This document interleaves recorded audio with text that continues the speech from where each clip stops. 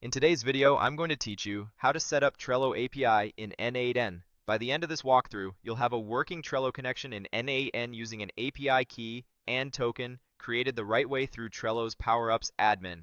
We'll start in Trello to create a lightweight app, generate your API key and token, and then plug those into N8N while setting up a Trello node.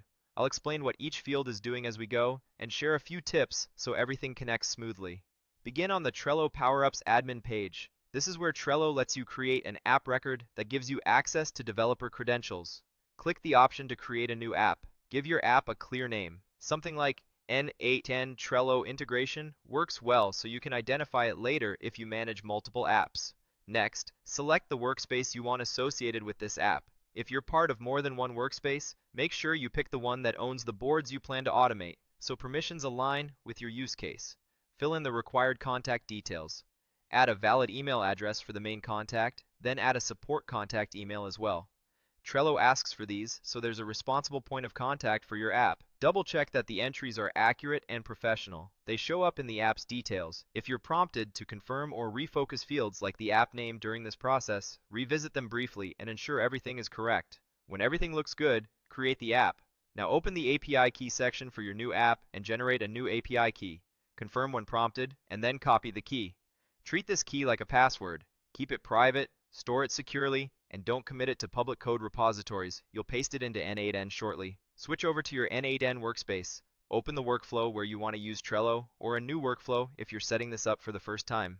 Add a new node with the plus button, search for Trello, and select it. For this demo, choose the Create an Attachment operation. Any Trello operation will use the same credential setup, so this is just a simple example to anchor the process. In the Trello Nodes Credentials area, choose to create a new credential. Paste the API key you copied from Trello into the API key field. Don't save yet. Head back to the Trello Apps API page and add a website value where requested. If you don't have a dedicated app site, you can enter Trello's main site to satisfy the field for now. Click outside the field to make sure the value registers. Then, generate a token by selecting the token option. You'll be shown an authorization screen. Approve access so the token can be issued. After authorizing, copy the token that Trello provides. Depending on Trello's interface, it may appear directly on the page or be embedded in a link. Either way, you want the token value itself. Keep this token private, just like the API key. Return to N8N and paste the token into the API token field of your Trello credential. Once both the API key and token are in place, save the credential. That's it. Your Trello account is now connected to N8N through a properly created app using a secure API key and token. From here, the Trello node can authenticate and perform actions according to the permissions you approved. If anything doesn't connect, recheck that the key and token match the same Trello app, that the token was authorized, and that you saved the credential in N8N.